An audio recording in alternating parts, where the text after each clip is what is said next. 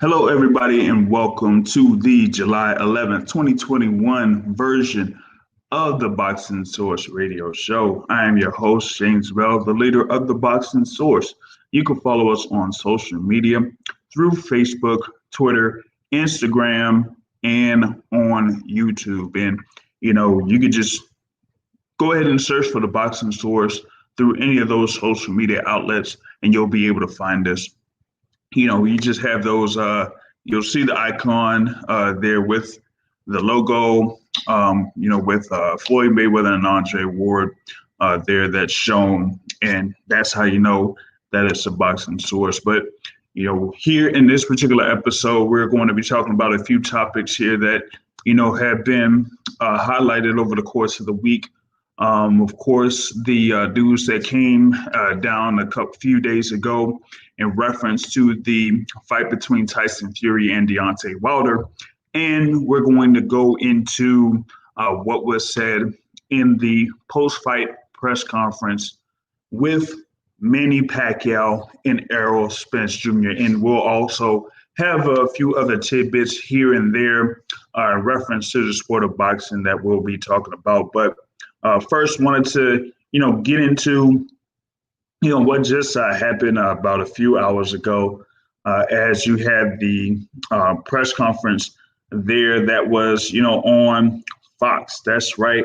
You had PBC on Fox, showing the press conference there with the unified welterweight titles on the line. You're going to have Emmanuel Dapidron Pacquiao. Yep, that's his government name. Emmanuel Dapidron Pacquiao going up against Errol Spence Jr. for the WBC and IBF welterweight titles. And yeah, there may be another welterweight title that's on the line here, but not one that we, or at least I, kind of thought would be on the line in this case. But, they were able to have the press conference there around, Los Angeles there, where, you have Fox Studios, Fox Sports, everything Fox, that's where, they hold things. And you had, Manny Pacquiao there, of course, multi-division world champion, had been the oldest champion when holding the welterweight title when he defeated Keith Thurman in 2019. And you had Errol Spence Jr., like I said, WBC and IBF welterweight champion, undefeated, had his wins over Sean Porter to unify. He had his wins over Mikey and Danny Garcia as well. He had held the IBF title for a while after he was able to defeat Kell Brook, over in the UK. So he's held the IBF title since they went over Kell Brook and then unified against Sean Porter in a candidate for Fight of the Year there in 2019, which, there were a couple of good fights that did happen in 2019, including Manny Pacquiao against Keith Thurman. But because of, the results there of Pacquiao defeating Thurman and, with Errol Spence, having his wins over the likes of Sean Porter, Mikey Garcia, and his latest win over Danny Garcia, that put him in position to fight Manny Pacquiao, and that's coming up here in August. It's just pretty much a month away. Like I said, it's just a month away. All you got to do is just count it. 1, 2, 3, I would say about 6 weeks or so, you know what I'm saying? Because we're going to have a couple of fight cards that are going to be on July 31st and on August 7th that are going to be on Fox. And you're probably going to be seeing more promotion of this fight between Manny Pacquiao and Errol Spence leading up to the days when those two face off in the T-Mobile Arena on August 21st. That's going to be a very busy weekend there in Las Vegas, but having one of the most, legendary fighters in the sport in Manny Pacquiao, going into the ring once again to face probably what is going to be his biggest challenge yet in Errol Spence, a guy that, was a bigger fighter in every sense of the word. Of course, if y'all been following Errol Spence, when he had his fights in 2019, when he defeated Mikey Garcia and Sean Porter, at one point in between those fights, he ballooned up to over 185 pounds, as he has said. So he had to cut down from 185 in order to make weight to 147 in order to fight Sean Porter there. And he was able to get through with a decision win over Sean Porter to, unify the IBF title, the WBC title with the IBF title that he held. So, right now it's going to be a, pretty good little matchup that's going to go down there for Manny Pacquiao and Errol Spence. And, there were a couple of things there that were said in, between those guys. I know that one thing that kind of like stood out to a few boxing fans was, when the topic of Floyd Mayweather came up, and they asked a question towards Errol Spence, is that, like he communicates with Floyd Mayweather, on occasion, and that Floyd Mayweather did say that he was going to pick Errol Spence to win in this bout that's coming up on August 21st. And question was raised is like, has, Mayweather, contacted you yet in reference to this particular fight? And Errol Spence was like, nah, not yet. And, you had Manny Pacquiao interject to a certain extent and say that, in a sense that, he's facing a better fighter now in Errol Spence than Floyd Mayweather, trying to get in a quick verbal jab or whatever it is. But, trying to stir up those little things going back and forth to, get the boxing and social media world circulating or whatnot. But, either way, I feel like both of these guys are really focused on getting this fight going. They've had, of course, their training camps very active. There, of course, Manny Pacquiao over there at Wild Card Boxing Gym there with Freddie Roach. There, of course, he also works with Boo Boy Fernandez and whatnot. And, of course, Errol Spence Jr. there with Derek James over in Texas. So, I think that both of these guys are, going to be well prepared for this bout, even though it's going to be a matchup of, rare matchup of two southpaws going up against each other. And it's been a good little while since Manny Pacquiao has stepped into the ring against another southpaw. So that was going to be something there where, you kind of like see these guys kind of bring in a couple of people over in camp to, give a good simulation of each fighter. But, it's kind of like fairly difficult to get someone that's like a southpaw that has those type of dimensions or attributes that each of these fighters have. Manny Pacquiao was a, very quick twitch fighter, so to speak, and kind of like get you at various different angles. So you got to be able to figure out how to time him well before he's able to come in and attack and get in and out of the pocket. While you have Errol Spence, who is, at times a very patient fighter, knows what he has as far as like his length, his reach, his height, and uses that to his advantage. I felt like he really did that in his fight against Danny Garcia, was doing that early and often, to where, it got to the point where Danny Garcia didn't really have much of an answer in the tail ends of this particular fight. So, I mean, you got, with Errol Spence, that, he's going to see if he'll be able to, use the right jab, be able to be active with that right jab and able to time Manny Pacquiao well with that right jab to the extent that, it could lead to more things later on down the line over the course of the fight, where you'll see Manny Pacquiao with his, level of experience and being in the ring with multiple world champions to see if that's going to be, a factor as well in this particular case. So, I feel like that is, something to the point where you're going to get a very, very interesting, very, very interesting matchup there in August.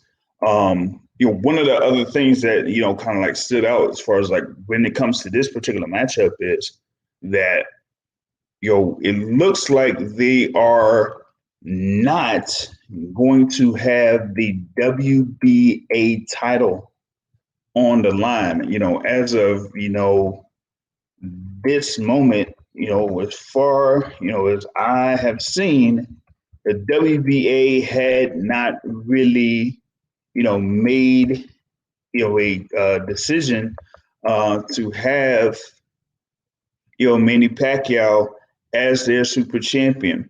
They had actually recently rejected their request for Manny Pacquiao to be reinstated as the welterweight super champion. Months ago, they had made him the champion in recess and elevated Yordenis Ugas as the super champion when, Yordenis Ugas had been the WBA world champion. Usually going by WBA's rules, whether you're, I guess, a world champion or the super champion, if you're relegated to champion in recess, it's because, you didn't necessarily have a fight, that had been scheduled, or a fight plan that would involve either you going up against the top ranked contender or the highest ranked contender, since you have been inactive for about 2 years. So if you weren't facing the highest ranked contender or having a unification bout, then they were going to put you a champion in recess until you pretty much got yourself back in and had yourself a fight.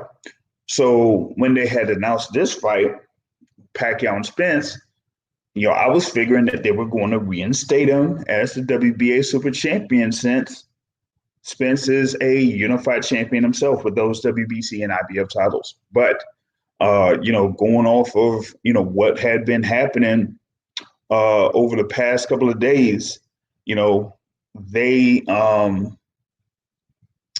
WBA had made, or, had Yordenis Ugas remain the WBA super champion, because the appeal that was sent out by Manny Pacquiao's team, they said it just, it ended up being denied. This is going from, it was going through Salvador Rodriguez that had, posted the development on Friday. But, I just felt like that was a surprise to me that, someone the level of a Manny Pacquiao, right, would be denied the request to be reinstated as the super champion for the WBA, as you could have had the WBA, WBC, and IBF welterweight titles all on the line for this fight between Manny Pacquiao and Errol Spence. And, the WBA just said no. And they ended up having, Yordenis Ugas still be named as the super champion.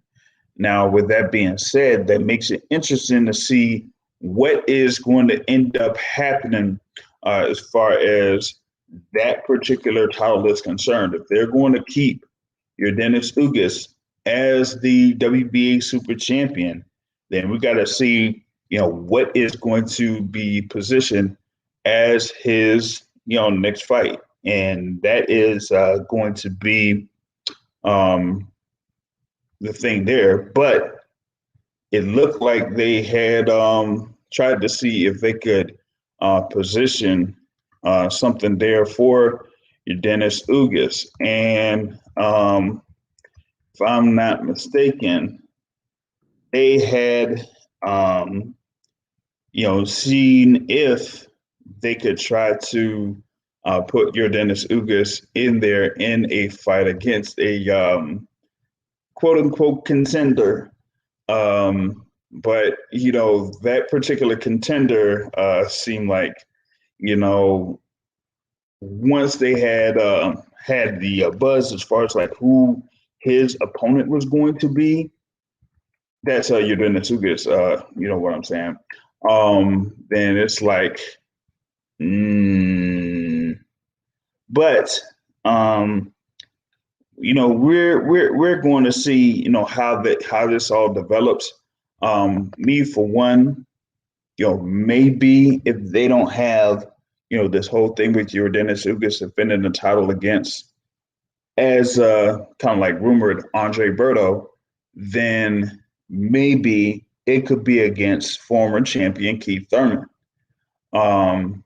Keith Thurman, was part of the whole thing with that press conference earlier today, and he didn't necessarily give up much as far as like what was going to go on as far as like his next opponent is concerned. Maybe it is against Yordenis Ugas, but that remains to be seen. And you also had former champion Sean Porter on there, who kind of like didn't want to give out details on what his plans are going to be.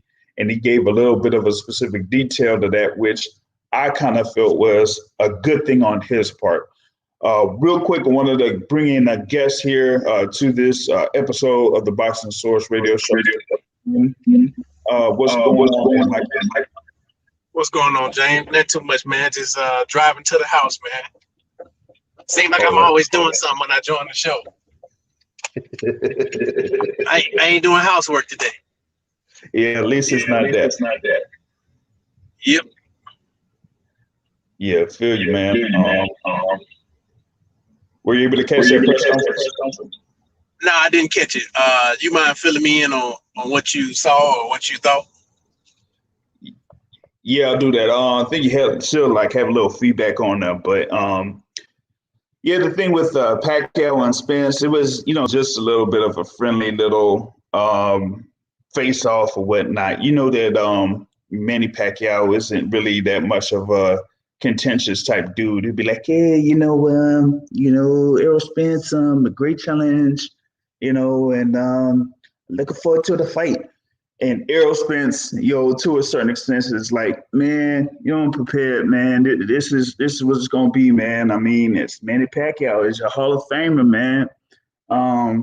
But I don't think he's gonna stop him, man. I know he has some power, but I don't think he's gonna stop me, man. So it kind of like was like that. There was a couple of quote unquote verbal jabs, but not necessarily at each other. It was at someone else that isn't really involved in the fight. But I kind of like feel like it's going to be a good little matchup. I just feel like the stakes could have been a little bit higher, although if I'm not mistaken, they might have Ring Magazine welterweight title on the line, but they won't have the WBA super title on the line here in this particular instance. I'm going to see here if I'm going to add in another guest that's going to be talking about this particular topic in a little, for a little bit, and then definitely is going to go in on the next topic, I'm sure, or maybe he's going to kind of like defer. But we know him as the president of the Deontay Wilder fan club, and also president of the Guillermo Rigondeaux fan club, Mr. Matthew Brown from the Bronx. What's good? Hey, what's good, JR? Mike Grady, how you doing today, my brother? Pretty good, man. How you doing? I'm good, man. Manny Pacquiao on some sucker shit. Why he talking about Floyd? Why is Floyd still living rent-free in that man's head? Not only that, I disagree with something JR said. JR claims that the WBA title will not be on the line. Listen, if Teofimo Lopez versus Lomachenko was for undisputed, then Manny Pacquiao is still the WBA champion, and Ugas is just the email champion. Isn't that how this works? I mean, hey, all I'm doing is reporting on the news. That's all I do is report on the news. And as of Friday, that's what happened. The WBA rejected that appeal. So Ugas is the email champion. Yeah, I guess that's what it's looking like. Oh, okay. Listen, they could call this fight for undisputed for all I care. I don't care what belts on the line, what titles. I don't care about none of that. I just care about this matchup. I think we're gonna get a great fight. And Errol Spence better be on this game. Yeah, he can't be lax in that, you know. Are they drug testing? Are they Olympic style drug testing? Do they need that? I mean, if they want a more exciting fight, then they should not do that. But if they want a less exciting fight, then they should do that. Manny Pacquiao is a legend, 8 division champion, 5 divisions lineal champion, and you're out here disparaging this man. Oh man. I mean, the WBC title is on the line, so they do have to register for that clean boxing program, right? Well, they're doing full body testing. Yeah. So they got to be at least in the body testing part. Yeah, they're doing full body testing. So I don't know why Mike Grady throwing shade at Pacquiao, man. I don't know what's up with that. Wasn't he doing Vada back when we used to call him, like when he was Manny Pacquiao? Hey, we is a lot of people. Okay, you gotta speak for yourself. I have never accused Manny Pacquiao of PEDs that anybody can prove because my Facebook account got banned. So it's off the record now. I think that Matt doesn't want to have a certain person hit up his Twitter account. Yeah, I know, right? Talk about snack on these nuts. talking about the donaires. Oh my God! Yeah, we can't have that. You know what I'm saying? Someone on the live chat here through this live podcast said that Errol looked like a middleweight / light heavyweight. I mean, no, he didn't. No, he didn't. Manny's just short. Errol looks like he's maybe 155 right now. Yeah, about 155. I mean, this isn't like like I was saying before, where Errol Spence kind of like admitted in between the Mikey Garcia and Sean Porter fights that he was like around 183 to 185, trying to get down to 147. We said that at least for his preparation with Danny Garcia, that he wanted to keep himself around 165, so that when it came to getting it in training camp, he didn't really have to cut that much weight. And after that fight, he said that he's gonna just go ahead and keep within that weight, that weight range, so he wouldn't have to worry about weight cutting or spending, pretty much like 70% of the camp weight cutting instead of preparing for the opponent. So now, how much is Errol Spence being a southpaw gonna affect Manny, because he hasn't fought a southpaw in like 13 years. 13 years. David Diaz was the last southpaw that he fought. How is that going to affect Manny? I think it's going to take some time for him to adjust, because it's one thing to like try to mimic it in camp or have people, kind of like simulate it in camp, but you're dealing with, someone in Errol Spence that has those dimensions, much taller, has a long reach, very active and very, calculated with his jab. I think he probably has one of the better jabs in the game, and that controls like everything that he does in the fight. So I think that's going to be something that, Manny Pacquiao is going to have to find out within those first few rounds how he's going to be able to deal with it, especially if he's, not able to cut in and cut out of the pocket like he has done for, many years. But, outside of that, I like to see if he's going to be able to get inside Errol Spence, what could happen at that particular point. That'll be interesting because Errol Spence, he's a good body puncher, a decent inside fighter, but Errol Spence to me loves the mid range, and he likes to stay at distance more just to keep you at bay with that stiff jab and work, like you said, work off of everything off that jab. I do wonder if we've really seen Errol Spence get chin checked since he's been back. We know he had to fight with Danny Garcia, but I didn't feel like Danny Garcia landed anything like too clean or anything that Spence didn't see. Manny Pacquiao is famous for hitting people with punches that they didn't see. So yeah. I do wonder if Spence's chin is going to be able to hold up from the awkward style and power and speed of Manny Pacquiao. And the thing is, he's definitely going to get hit because he doesn't move his head off the line. Manny Pacquiao will hit him quite a few times. I mean, he has the jab. That'll stop him from getting hit as much. But Manny going to land some punches on him. Big punches. Yeah. Yeah, but the thing with Spence, with him not, having his head off the line, yes, he could get, caught with a few hooks.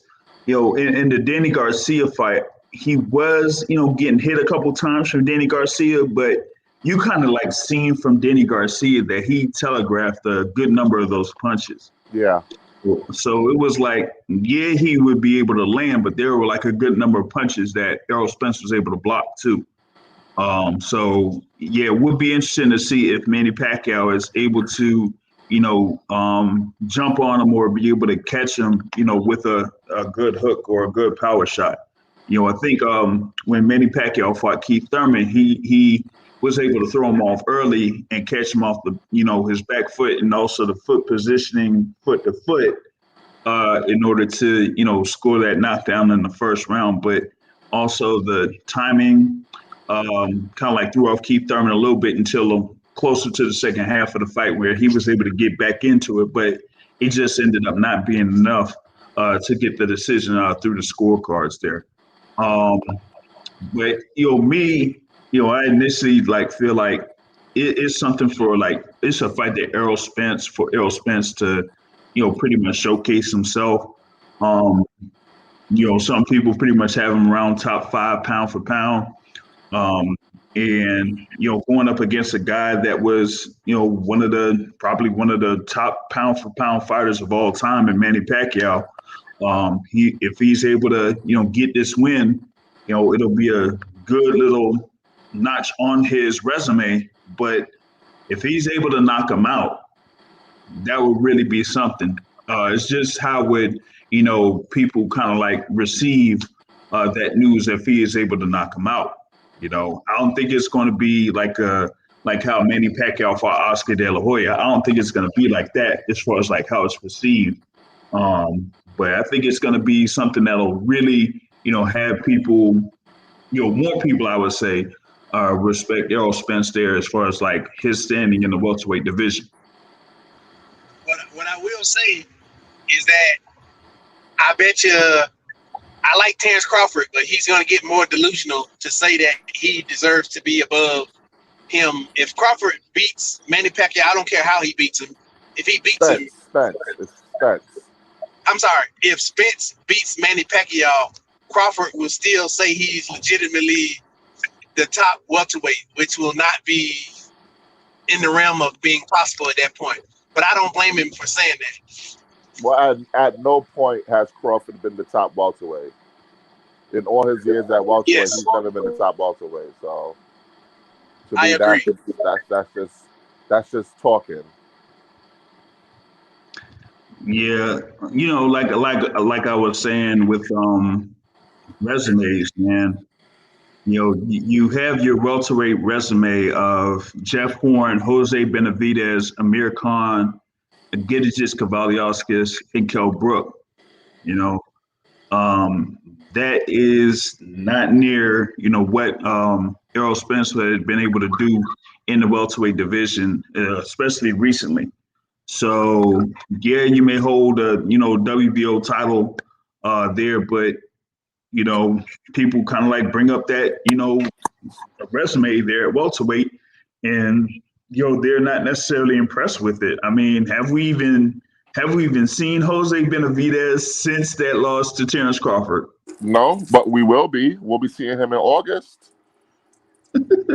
He is the latest new member of the PBC family.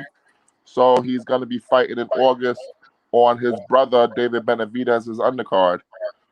Okay, so he'll be on that. What is that going to be? The 28th? Yeah, 28th. Yeah, August 28th. Their PBC, pretty much will be like a PBC on Fox. No, it'll be on Showtime. Or Showtime. Yeah, that's Showtime. That's gonna be Benavidez. The fight weekend. You're gonna have Benavidez versus Uzka Katagui on Saturday, and then on Sunday you're gonna have Jake Paul versus Tyron Woodley on pay-per-view. On pay-per-view. Yes, man. Yo, our guy on Showtime is real busy, man. Yeah, that's gonna be a big weekend for Showtime. Yeah, so they're definitely putting in work there to get those events together. So Steven Espinoza has really put his foot on the ground and getting these events done there. So that's something there, man. But yeah, that's mainly what I wanted to get into for that particular topic. Like I said, more news is going to come out, closer to the event when it happens, and you're definitely going to see a whole lot of promotion for it over those next couple of weeks, especially with it being on Fox, because like we were talking about with that David Morrell fight that was on a Sunday night. And the amount of people that they had watching that actual event, they pretty much get like a consistent amount of viewers for those events. So if they just keep consistent with that amount of viewership, no matter who who fights on those cards, then they're definitely going to be seeing those promotions for Manny Pacquiao versus Errol Spence over the next few weeks. Not only that, they're going to be building the superstars of tomorrow.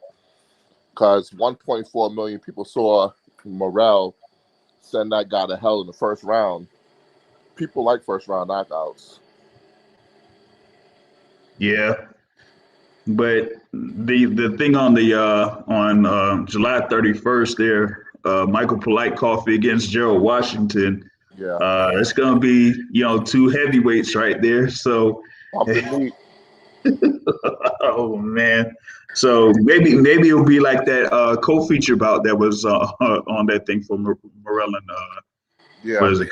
Yeah. So I mean, so that's going to be a good amount of eyes that are going to see those promotional commercials there for Manny Pacquiao and Errol Spence. Of course, that's going to be there August 21st at the T-Mobile Arena. But there was supposed to be something else going on at the T-Mobile Arena, man. There was supposed to be something that was supposed to be on July 24th, man. And, man, of course, earlier this week, we heard news that somebody got tested positive for COVID. And that man is Tyson Fury. He holds the WBC heavyweight title. Okay. He holds the lineal title. And they said within camp that it was reported in camp that about they said up to 10 at one point, but 4 people in particular tested positive for COVID, which included like Isaac Lowe, a contender in the lower weight division, Joseph Parker, who, former WBO heavyweight champion, but a frequent person that usually comes into the top ranked camp or camp in Las Vegas with Tyson Fury. But from my perspective and from what I was hearing within people that were also involved in the camp, they did not, those people particularly did not test positive for COVID. And as of the following day that the news came down for Tyson Fury testing positive for COVID, there were still people over at that particular gym that were still training. Okay. And that news kind of like was really strange to me, given that protocols usually for someone that tests positive for COVID in a, let's say, highly, I would say, quote unquote, highly populated area, they would at the very least shut that down. Dealing with other organizations or going to other buildings like office buildings and things like that.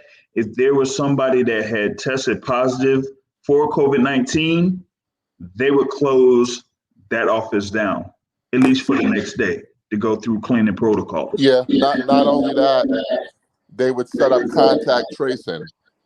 Mm-hmm. Where's the contact tracing? And I got contact tracing, man. What? I got evidence of contact tracing. Speak about it. I would love to hear this. I saw a report of Joseph Parker at the UFC fight, McGregor fight. It wasn't a report. It happened. He was on Instagramming from the fight. So if allegedly Tyson Fury and his camp tested positive for COVID and Joseph Parker was one of the people that tested positive, then how the fuck was he allowed in that very arena, the T-Mobile Arena, for the Conor McGregor? Well, why are we calling it the Conor McGregor fight? For the Dustin Poirier fight. Contact tracing.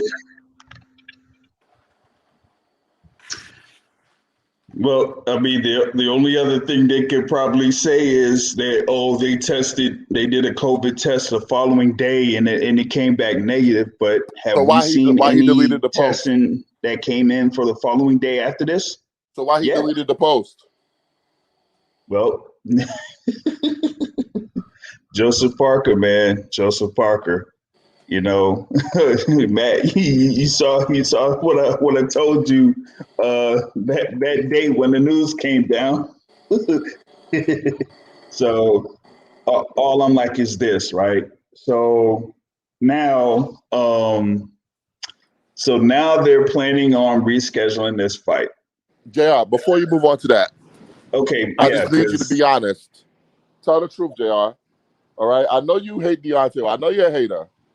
Okay, but can you at least admit that Tyson Fury is fucking lying his ass off and he did not test positive for COVID?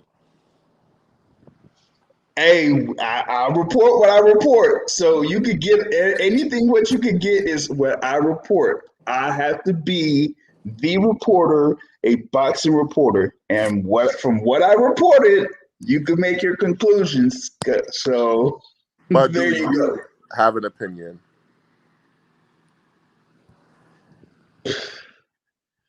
I don't think he does have it. That's what I'm saying.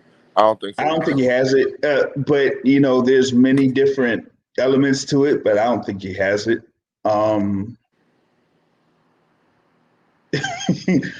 Even if it was like a Jamel Herring situation, like something's up. But back into it. Shout out to everyone that's on the live chat. Thanks for being on here. Back to this rescheduling thing, right? So with the events that are going on in the Las Vegas area over the rest of the summer going into the fall, their plan is to reschedule this fight for the first weekend or the second weekend of October. Whose plan? Whose plan? I hope it ain't their plan. Because let's be right, JR. Let's be right.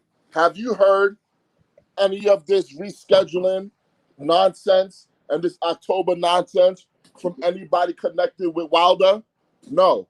We've only heard from ESPN reporters. Okay, we've only heard from Top Rank. We've only heard from Frank Okay. Warren. Okay, do not make the same mistake that you guys made last time when you guys thought Deontay Wilder had no case in arbitration because everybody was going on the words of one side. Okay, we have not heard from Shelly Finkel. The only thing I've heard from him is that they are looking at their legal options. Well, I'm saying this. They better not have this fight on October 9th. All right? Listen, I had plans, and Mike knows this, and I'm putting this on wax. I had plans to go into Miami on that weekend Was it for Miami Freaknik? Carnival. So if these people, Oh my God. if these people go ahead and reschedule this thing to October 9th, I'm going to be super heated. Listen, Deontay Wilder should not trust give these him a people. call. Deontay Wilder should not trust these people. The judge said by September 15th. So I think Deontay Wilder should not only go for damages, he should go for damages plus an ironclad date in which the fight is going to be rescheduled. Well, I think he's going to get damages. At the very least, he's going to get damages. Because the thing is, you're guaranteed a specific amount for the fight, for the fight taking place. And because of, this particular delay and, all the stuff that happened before that, it's, he's been in camp off and on for months and months and months. So it's like, I'm spending this money, I'm doing this to bring people in to work with me and flying them in and doing this and lodging and all of that. Like, those numbers add up. So you got to have something that, to basically show for it. You know what I'm saying? And as of right now, nothing really direct from, Tyson Fury. And like you said, nothing from Wilder's camp that says that, you can't, that they have agreed to a rescheduled date of what, ESPN had initially reported out or people within ESPN have reported out. So right now it's basically you could see something where they're back in court, because they're going to have something ironclad, like you were saying, ironclad on the books that you can't, back yourself out of. So that's the thing about it. You know what I mean? Now, Matt, I'm gonna put this question to you, right? Now, remember the week of the arbitration ruling, right? Yeah. Okay. So that following Saturday was when they had the Taylor Ramirez fight, right? And there you had Tyson Fury in attendance, and they had him signing, his signature on a page there. It was supposed to be a contract. Yep.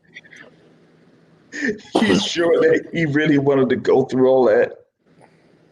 It's full of it, man. Everything is a dog and pony show with this guy. Just get your ass in the ring and get knocked out like your daddy used to. That's all. Oh, man.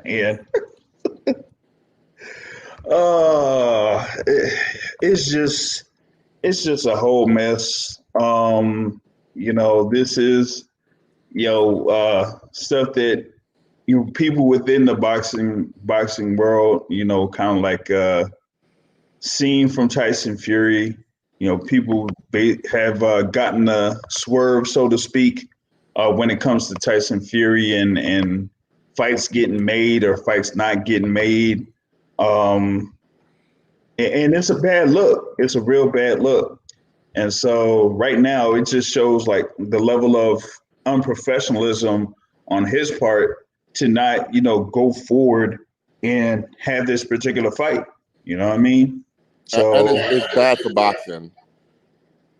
This is bad for boxing.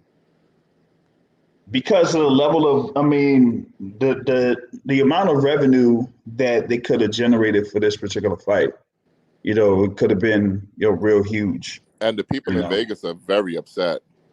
Oh They yeah. said executives at the MGM are furious at Tyson Fury. I just don't understand. Did Bob Arum lie to us, or did Tyson Fury lie to Bob Arum? Because Bob Arum said that Fury and his corner were fully vaccinated. And now we're getting a report from Dan Rayfield that Fury was not fully vaccinated. He only had gotten one shot, but never went to get a second shot. So why didn't Bob Arum or representatives within Top Rank fully follow up with that? It's not the thing about, him. It's not about like testing positive or whatnot, because, Chris Paul, but like being able to disclose that information, you got to be able to properly disclose that information to the people that, you're basically working for or working with. Yeah. If it's required, then you have to provide that to them. It's basically like, VADA testing, so to speak. You can't like necessarily, like not really properly interpret the form like Luis Ortiz or something like that. No, Yeah. you got to be able to, go through everything, the right way. So for Fury not being able to do that, that's, one thing that's on his part. But the other thing to me was like having those having that many people in that camp is another, concern. Because you already know who's going to be directly involved with that particular card. So if you know that, you got to try to limit the amount of people that could be in and out of the camp, Yeah, but not only that. We had 3 different camps going on there. We had FA Jobless camp there, and we had Jared Anderson camp there. Why is it only the Fury camp tested positive for COVID? I just think it's bullshit. So I got an answer, man. that's just a weird little thing, but I definitely think that more is going to be coming out here within the next couple of weeks. I'm not going to entertain other quote unquote rumors in reference to this particular fight, because that's not what we deal with, because of the people that we know. So this is the boxing source, and we go through direct sources if we have to in order to figure out what's going on. So that's why that's why I say what I say, and y'all go ahead and take it from there. You know what I mean? But like I said, all I got to do is just make one phone call to whatever needs to be done, and they will tell me. So that's that. Anything else you wanted to say about it before I like go into a little bit of what happened on Friday night? I heard he got knocked out. That's why he didn't want to fight. That's what I heard. Doesn't look like Mike did. That's more believable to me. Wasn't that the same guy who was on the show? When Jared Anderson was on the show? Now, the one thing that some people kind of like was trying to bring up is that maybe it was something to buy time to boost ticket sales. One thing that we do here on the Boxing Source is we do on certain events, we have a special called the dot counting report. Yep. Okay. The dot counting report is where we actually go to the site where tickets for a particular fight are being sold. And we see how many dots are showing there for that particular fight at a particular date. So we have somebody here that specializes in dot counting. And there's nobody that knows more about counting dots than Matthew Brown. So, Mr. Matt, what was your latest dot counting report as of the time before we got the news about Tyson Fury? It was only about 1,600 tickets left. Okay. So, for some people, they may feel like 1,600 tickets is a lot. But maybe for people that aren't familiar with how the U.S. market works and the walk-up crowd that is serious when it comes to U.S. big events. Yeah, that's number one. And they got to take into account the total amount of people that are allowed within that arena for boxing events. Yep. So they can have a capacity crowd. It could be like, say, a sellout would be 16,000 people. They could have a capacity of about like 14,000, 300 people, and it would still generate a lot at the gate because of the price point. But for this one, the capacity was about 21,000. Yeah. So you would have had like, about 19,000 people that would have been in attendance for this fight. And that's if you never even sold another ticket. Right. So given that and the price point, that would have been a that would have been a very high gate. The last fight that they had, they produced about $16.5 to $17.5 million at the gate. Yep. So this one was probably going to reach around 20, 21 million or more. So that is definitely a good amount of money that's being lost for this particular fight, number one. Number two is that it was a joint pay-per-view.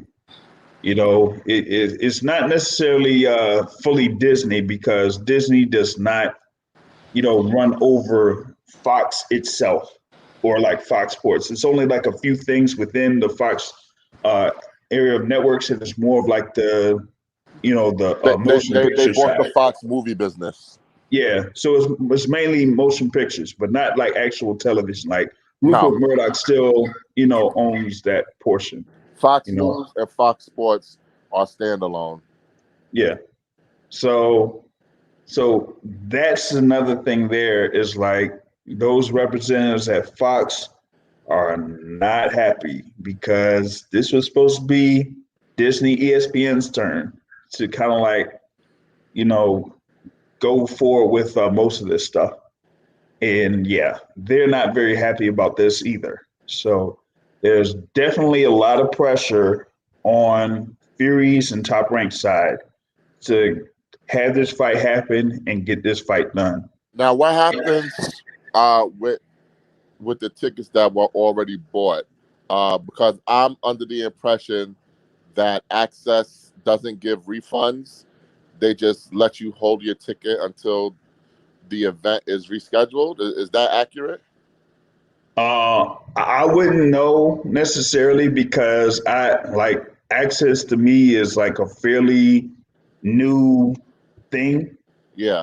For me, it's kind of like different than Ticketmaster. Ticketmaster usually does like refunds if either it's like, canceled or rescheduled.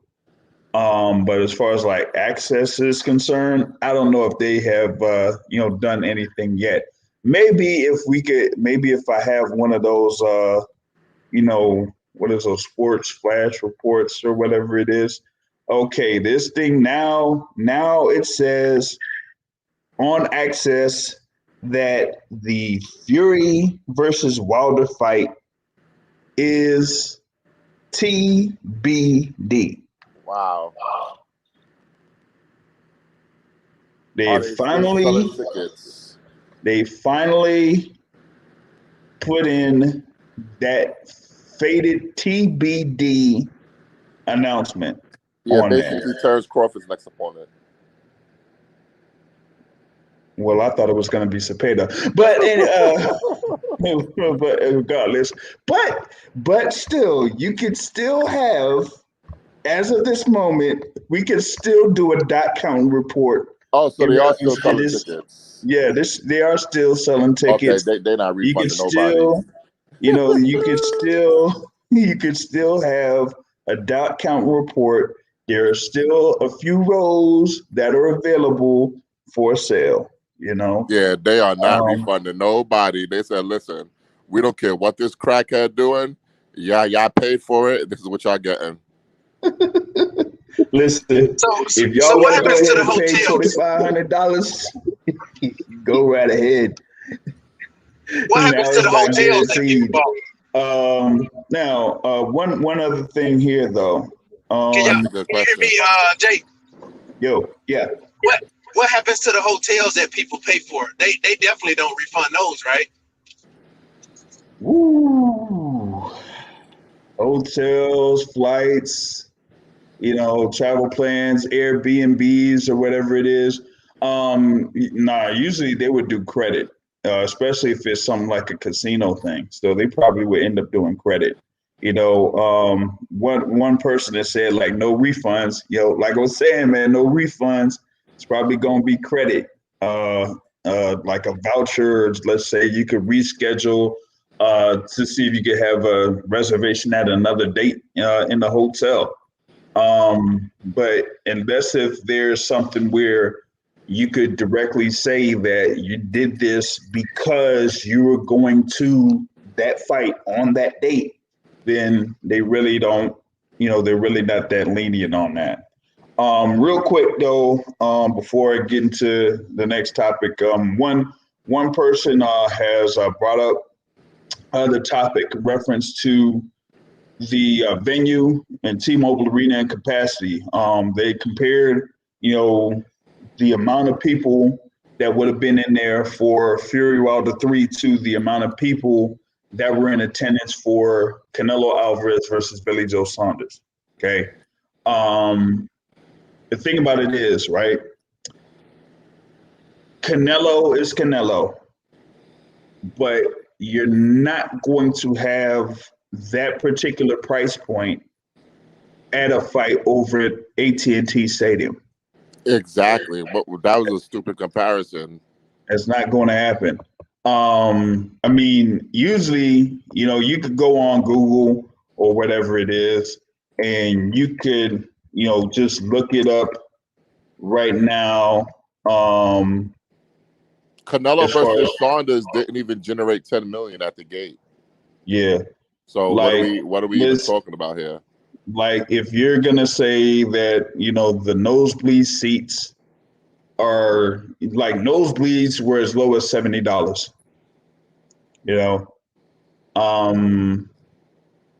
That's the thing about it. It's like if you could get nosebleed seats for under $100, then yeah, you're not really gonna generate that much overall, so to speak. So that's kind of so that's the thing about comparing those two things.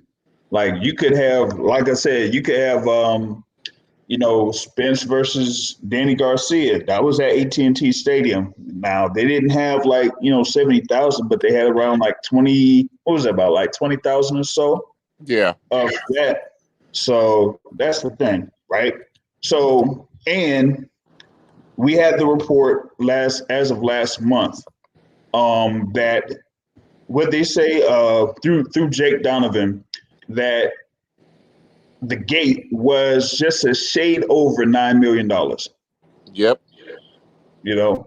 So you got $9 million for something that had, over 70,000 people. Yeah, 66,000 people to something that could generate $16 to $17 million. or more than that, because what was that? The second fight was over at MGM, right? Yeah, and they got 17 million. And they got 17 million. And y'all know the capacity for MGM Grand Garden Arena is not that big. Yeah, it's about in 16,000. Yeah, about 16,000. And usually with that, and for me, that 16,000 is pretty good because for the MGM Grand Garden Arena, I don't think there's really any bad seat in that place. No. So take that from MGM Grand Garden Arena to T-Mobile Arena, and that's even more. Like I said, it was going to be around $20 to $21 million live gate. So can't really put that up for Canelo Saunders in comparison to pretty much like any fight that's held in Vegas because of how they price things at these venues there in Vegas. So there's that. Other thing I wanted to get into real quick, man. Had a few fights that went down on Friday. Golden Boy had themselves a little fight card there over at the Bank of California Stadium in LA. Had co-feature bout JoJo Diaz against Javier Fortuna. Main event, former WBO champion at super middleweight Gilberto Ramirez over in the light heavyweight division, fighting Sullivan Barrera. Gilberto Ramirez scoring a fourth round knockout victory over Sullivan Barrera. Hitting that soft spot in the body, and Barrera he pretty much pulled a Naoya Inoue on Sullivan Barrera, man. I'm gonna just put it straight up.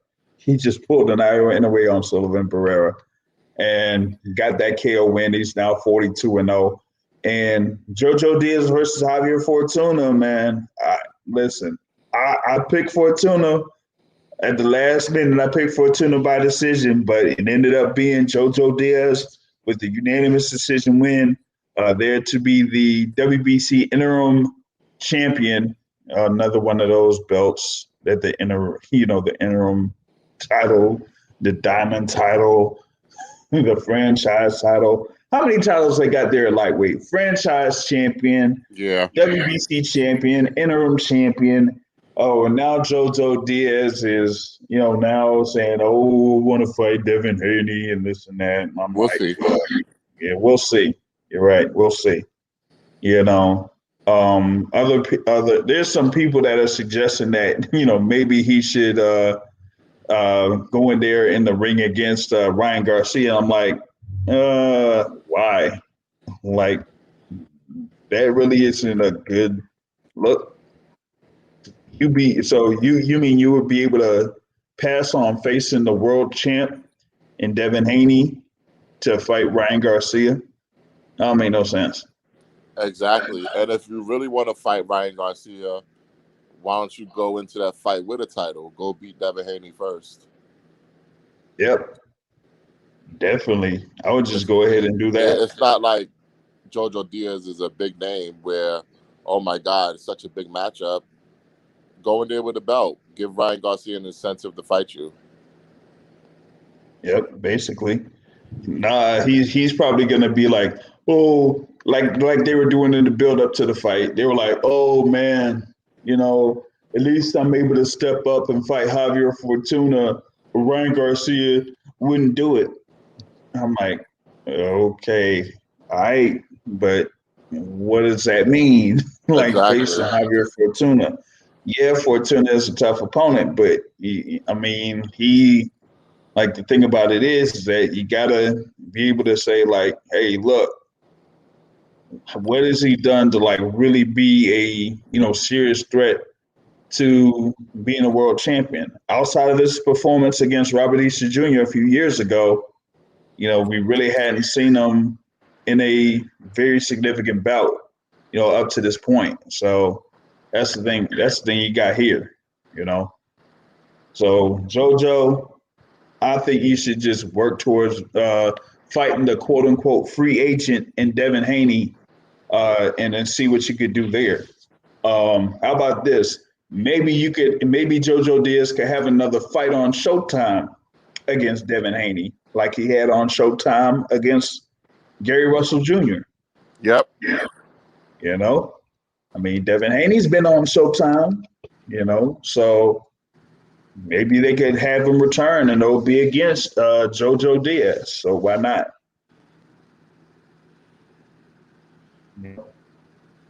But We don't really care about JoJo Diaz, to be honest with you. oh man.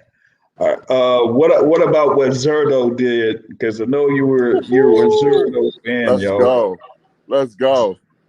Zurdo. Before we move. So you saying you didn't watch the fight of the lower weights, Matt? Is that what you saying? I did watch the fight. It was whack. The fight was trash. Okay, never mind. Yeah, the fight was trash. I didn't care for it. I wish I'd have went to karaoke instead. Oh nah. Shit was trash. I think you know what? I think you watching that fight card kind of like got you back in the boxing mood after what happened the day before. Yeah, that. Man. Oh man, I mean, you were almost ready to just give up on the sport completely. Yeah. But, man. Zurdo did his thing, man. I was seriously gonna reach out and console the kid because I was like, man, he was really, really disappointed, bro. Yeah, but England lost today in soccer, so I feel better. Oh man, one of those penalty kicks by England, man. I was like, how did you? Oh, that's a whole nother thing. There, it's not coming home. Okay, it's not coming home. It's Y'all coming wrong. Go ahead. So, all right, back to Zurdo. 4th round KO over Sullivan Barrera, 42-0. Someone give him a title shot. Come on, man. Let's give him a title shot. I know that they're potentially talking about, maybe he could get in that ring against Dimitri Bivol. Just go ahead and give him a title shot, man. Like, we know that it won't be the WBO. Yeah. Definitely won't be the WBO anytime soon. So go ahead and put him up against Dimitri Bivol. I think that'll be a really, really good fight for both of those guys. You know, of course, if y'all have followed me, I haven't really been sold on Dimitri Bivol since not even the John Pascal fight, you know. But man, he's gonna have to do something, man. You know, he's had what manager. Oh yeah, we might like the fight. We have a couple options, but it's close to the top of the fights we want. Like, dude, what other options do you have that anyone cares about? Make the fight happen. The only other direction that they would probably try to go, and I don't even know if they would be interested in it now, is to have a rematch with Joe Smith Jr. But this time it'd be for unification. Well, according to boxing scene, Joe Smith Jr. and Artur Beterbiev are looking to finalize their fight within the next couple of days. Ooh. So good luck with that. As of like, it's been like almost breaking news here. Yeah. You know?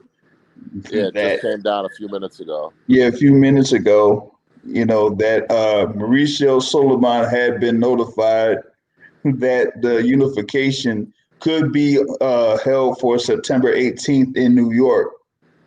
So, hey, that would be nice though. It hasn't been confirmed, but that'd be nice. They would go ahead and have that unification, man. But then what's next for Danny Jacobs, who allegedly Eddie Hearn was going to make a big offer to Joe Smith to fight Danny Jacobs? Ooh, man. Well, he's going to be basically stuck. But that was, man, he's stuck. Because that would mean, if he was going to try to go for that would mean he would move yet up another division. Yeah. To 175. But if he was willing to do that, why don't Eddie Hearn make a big offer to Dimitri Bivol? for Danny Jacobs. Yeah, go ahead and try to. Yeah, go ahead and do that. Yeah. Just make that offer to Dimitri Bivol, or or probably see if he could get into the WBA and then try to fight for the vacant WBA quote unquote world title since John Pascal don't have it no more. Exactly. You know, he could probably try that. You know what I'm saying? So that's that, man. You know, like I said, we getting in those updates that better be at versus Joe Smith, man. That would be really, really, really shock him. Yeah, man. Really would be. You know what I'm saying? The other thing that, you know, I was gonna, you know, touch on it seemed like, man, what's up with this thing with Teofimo Lopez and George Kambosos, man? Like now they're saying that, they're going to try to see if they can have this fight over in Australia. And when I saw that, I'm like, wait a minute. Y'all do know that they were trying to get this fight to be held in Australia in the first place? Like, we've seen a couple of fights with Tim Tszyu over there in Australia.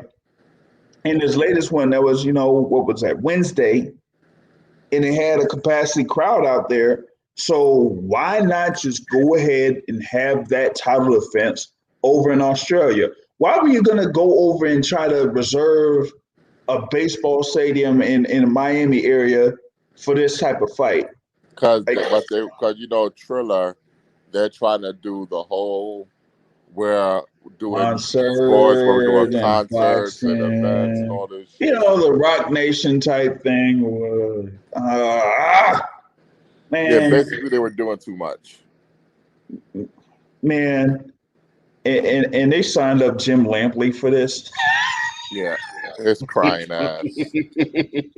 Hey, oh man, listen, hey man, come on, man. Yo, either y'all gonna do concerts straight up, or y'all gonna do boxing straight up, or just leave it be. Like, you know, people have tried, you know, the whole entertainment and boxing thing mashed up together, and it hasn't, you know, really worked all too well. It's a different audience. It's a different audience, one, but like, okay, like for example, what was it that Paul Askren fight or whatever it was? Yeah. Last one. Like, I couldn't really get, like, as a boxing fan, it's one thing to be a boxing fan, and it's another thing to be like a fan of music, so to speak. They had Justin Bieber performing. What the fuck was that? Like, come on, or, you know, having performances by Doja Cat. Like, I'm not interested in that. Like, I don't want to go into one of those Teddy Atlas rants. Okay, I don't want to do that. I'll leave that for Teddy Atlas. But you have boxing for boxing. You have musical performances for musical performances. Separate those two. I get it, Triller. You want to mash those things up. But you could do that to a certain extent if you're dealing with, you know, people that aren't necessarily full-time professional boxers. It might work that way, okay? But in a pro game, no. You know, even when you've been trying it and you have like semi-retired fighters, you know, fighting on there, and then you end up having Oscar De La Hoya saying USSR Cunningham, that should tell you that that ain't gonna work all too well, you know? Exactly. You're not gonna be able to pull off something like a telecast, like, you know, the one-time thing there with Tyson versus Jones. How that was done was pretty much your best way to do it, but you haven't been able to put that in the proverbial bottle and keep that concept to keep the whole thing flowing. But as of right now, this thing for Lopez Kambosos if they can't get it in Australia, they're looking to like see if it'll be what part of that Oscar De La Hoya card on September 11th. Yeah, but with that being said, I'm completely on Trilla's side with this one because now you got Top Rank talking about they're gonna hire a lawyer and them and Lopez they're gonna petition the IBF to make Trilla not have the date in October. Listen, you cannot complain about when the fight is going to take place because at the end of the day, you're the one that did not get vaccinated for COVID, and you're the reason why the fight did not take place already. So you can't then go and say, well, Trilla is messing around with the date. This is your own doing. And Ryan Kavanaugh was very correct in his statement where he said, listen, Lopez should be trying to do right by everybody, do right by Kambosos, the people on the undercard, do right by Trilla, because of his irresponsibility, a lot of shit got affected. So why is he not complaining about where the fight's going to be at? Well, I mean, that's the thing about it. You had Ryan Kavanaugh, and you had Peter Kahn there that had been recently involved with Triller, over the past few months. But like I was saying, Peter Kahn, who's managing George Kambosos, said back in November that they wanted to try to go ahead and get the fight made to be over in Australia back then. And they didn't necessarily go through with it. And then it ended up, having Teofimo Lopez have that little verbal back and forth between him, his manager, his father, who was it? Manager David McWater, his father, and Top Rank. And then they end up having this fight go into a purse bid. And then the purse bid Triller wins. So yeah, and the funny part about that is Top Rank basically accused Teofimo's manager of colluding with Triller in order to get the fight away from Top Rank. So now all of a sudden Teofimo's turning on the people that he colluded with. I don't get it. I don't get what's going on here. Oh, so wait. So first, you wanted to blame Eddie Hearn for trying to get himself in the contention to bid on that fight, and Triller ends up winning it. And now here we are months later. You want to go ahead and go after the representative for Triller. Yeah, there. So. Yeah, that's going to be a whole mess. Don't be surprised if we don't see that fight on September 11th. And, of course, the whole thing that sucks about it is that every other fight that was supposed to be scheduled in June, that pretty much goes out the window. Franchon Cruz, Michael the Bounty Hunter. Yeah, he's moving to August see him in action, So there's that, man. Teofimo is also talking about vacating the belt if they make him fight in Australia. Good luck. I don't think anyone would really particularly care if he vacates the belt. He's making it seem as if George Kambosos is going to be broke if he vacates the belt. Well, look at it this way. If you vacate the belt, then George Kambosos, the highest ranked contender, he's probably going to be getting a good purse split against Isaac Cruz, more than the 35% he was getting against you. And he's going to be able to have the fight in Australia where they can make more money. So I think he'll be just fine. The only person who's going to suffer is Teofimo because he's going to have almost a whole year of not being in the ring, and he's going to become the victim of the Top Rank special against Lomachenko in that rematch. That really might not be a good look overall because first off, for starters, you were part of a fight that ended up being on purse bid that was won for about $6 million. So you would have been due at least 4.2 or 4.3 million, around that range, to fight George Kambosos. And so you're going to go ahead and attempt to walk away from that guarantee just to end up fighting Vasyl Lomachenko again. And last I checked, Vasyl Lomachenko earned, $500K in this fight against that he had in this last fight? Yeah, against Nakatani. against Masayoshi Nakatani. So even if you have the rematch that could be on ESPN pay-per-view, you're not getting $4 million. I'm gonna just put it out there right now. You're not getting $4 million. I'm not seeing it. You know. Well, on the flip side, George Kambosos, yeah, he probably would have got about 1.4, 1.5 if he fought Teofimo he can still get that. He can still get that. Yep. He can still get it. He could definitely still get it. But here's the thing. You're never gonna get that payback, that payday back, Teofimo. Nope. You're guaranteed to get a little bit over $3 million. You're not getting that back. You got your new contract with Top Rank with your higher guarantee. So you could have got this nice little payday, $3.5 million, and you got your new guarantee with Top Rank, where you're making a minimum of like 2-3 million. So you could have got two big ass paydays back to back. Instead, you're gonna have one payday for the whole year. For the whole year. Yep. That's right.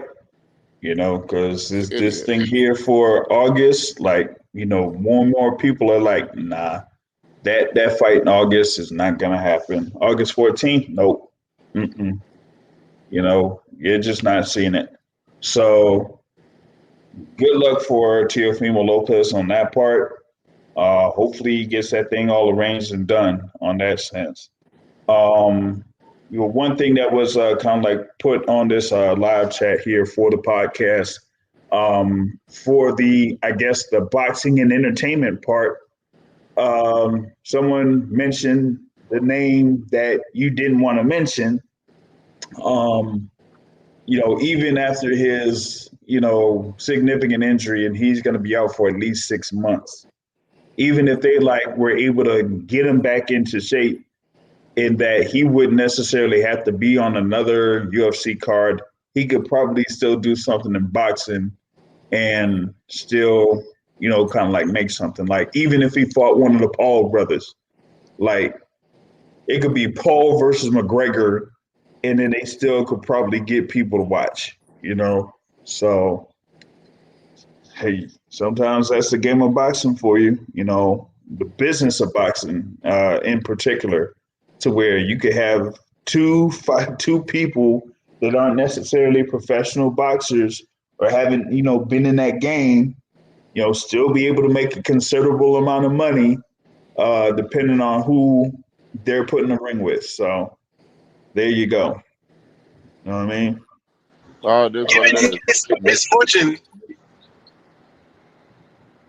Given his misfortune, I think that's actually a good idea.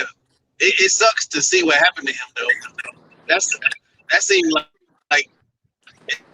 it's going to be a tough injury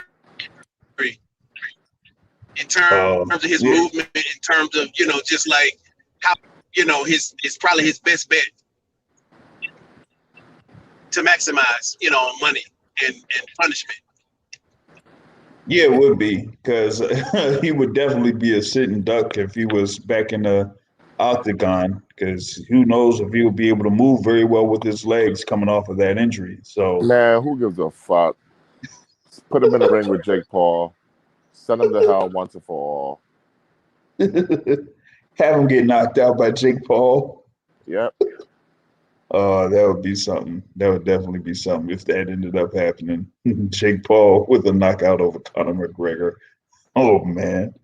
But that's you know, that, hey, that's about it for my side here so far, man. For this particular podcast, like I was saying, man, you got the undisputed 154-pound title fight coming up next Saturday.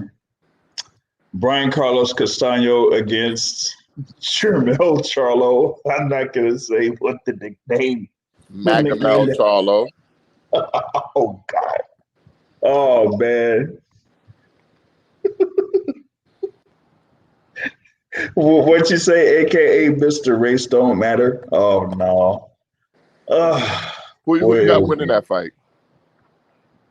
Charlo. I got Charlo winning. 7-5. It's gonna be a good little scrap. It's going to be Charlo 7-5. I think with Castano, the effort from Castano is going to make it a tough fight, but I don't think he's going to be technical enough to score enough rounds to get the win. What about you, Mike Grady? Remind me who Castano fought again, because I keep forgetting. He fought Lara. He fought Teixeira. He fought Michael Soro, I think. Yeah, I don't know. I'm going to say Charlo just off of not knowing Castano.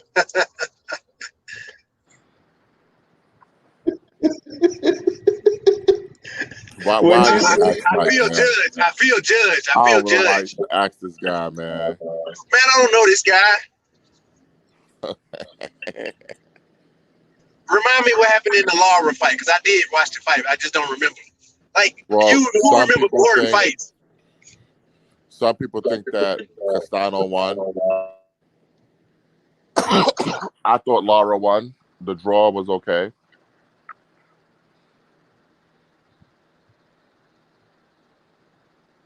That was a definitely a close fight. It's almost like Lara Heard, but without that knockdown. So that was definitely a split. As it was a split draw, but still, it was very tough to gauge who won that fight. But like we're saying, I think that Charlo has more of issues with guys that could mix boxing skill with a little bit of pop than someone that's all on one side or all on the other side as far as boxing skill and power. So I just feel like, Brian Castano wouldn't have enough power to get Charlo's respect, but the amount of effort that he's going to get as far as his activity will be something that Charlo will have to deal with within those first 4 or 5 rounds or so. But then he'll make the adjustments as necessary, like he did against Tony Harrison in the rematch. Matt, you were talking about that, when we were talking about that rematch that, Jermell Charlo kind of adjusted mid-fight, but who knows?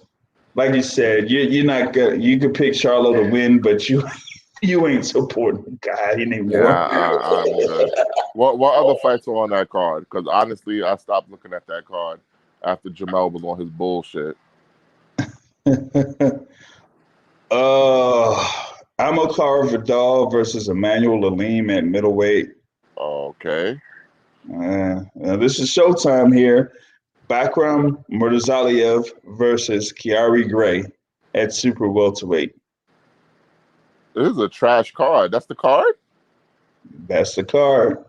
This is trash. Oh, wow. Damn. Maybe I will skip out on this one. Well, I mean, I guess. We might have to give a note to one of our guys that is around the business and see how these cards kind of work out to fill up these slots for the fight cards. So, because either that or we might have to hit up the promoter and see how things are going, because this fans aren't going to necessarily be receptive to cards like this. What was it that we had on Fox? A couple weeks later there with that Michael Polite Coffey versus Gerald Washington, right? Yeah. So you got that as a heavyweight main event there at the Prudential Center in Newark. You got the rematch of James Martin versus Vito Melnicki there. You got Joey Spencer against Dan Carpensy, and then Lucas Santa Maria goes up against Devin Alexander. Yeah, this is very thin. But from what I've been reading from my man Deuce and from Jake Donovan, there's about to be a huge shakeup to the PBC schedule in August because they're going to figure out exactly what's going on Wilder versus Fury, and a lot of these fights might move to different dates. Yeah, because if you have that thing, if you have that rescheduled, then you know what could end up being the main event. That could be. Let me see. What did they say? I would say later in it couldn't be August. Maybe on that Labor Day weekend they might have something. Yeah. You know, that September 4th. Maybe you could have that rematch back in the Barclays, buddy. Come on, we can have that rematch back at the Barclays. You know what I'm talking about. Or maybe they'll move that to the 31st. July 31st? Listen, Konaki is a big seller on the East Coast. Hey, you know what? If they, I don't know what we don't quite have a dot count report right now for the Prudential Center, but if they add that rematch to that card, sell out. Yeah, definitely. Easy sellout. So yeah, we could have Kalenius versus Kaunaki 2 as part of that card. Instant sellout. So hey, maybe that could do here. So I don't know. Maybe I could see if I could hit up Jake or Deuce, and maybe we could get some hints that at least that particular fight could be on there. But on the flip side though, because of what's happening with the postponement, that cross promotional fight, is kind of like off by the wayside. Yeah. So, that was going to be a good one too. So what ends up happening with Frank Sanchez, that's going to be something. You know what I mean? So I don't know. It's a lot to sort out. But also the thing from that press conference that happened earlier today, I think something might end up being announced either on Tuesday or Wednesday. Because Showtime Sean was like, yeah, I ain't going to give it everything out right now. Maybe on the podcast. So I think he's holding on to something. He may be holding on to something here. We'll see. But I don't know. Since there's like going to be a little bit of a shakeup with the PBC schedule, then we're going to see a couple more announcements, I guess, within the next couple of weeks or so, as far as like how the schedule is going to, work out or turn out. So Tyson Fury ruined the PBC summer. Oh man, summer PBC gets crashed by Tyson Fury. Yep. It goes and then it all comes down. That's something, man. But yeah, that as far as I'm concerned, that's pretty much everything I got here for this particular episode of the Boxing Source Radio Show. Like I said, it's available on iTunes, Google Podcasts, Spotify, whatever you use here for your favorite podcast apps. Thank everyone for participating in the live podcast and through the live chat. And you can follow us on social media. We're on Facebook, we're on Twitter, we're on Instagram. And yeah, you could get some videos on YouTube as well. But on that note, like I say at the end of every show, folks, the point of boxing is to hit and not to hit, not to stand and trade. On that note, I'm out. Have a good evening, everybody. Bomb squad, baby.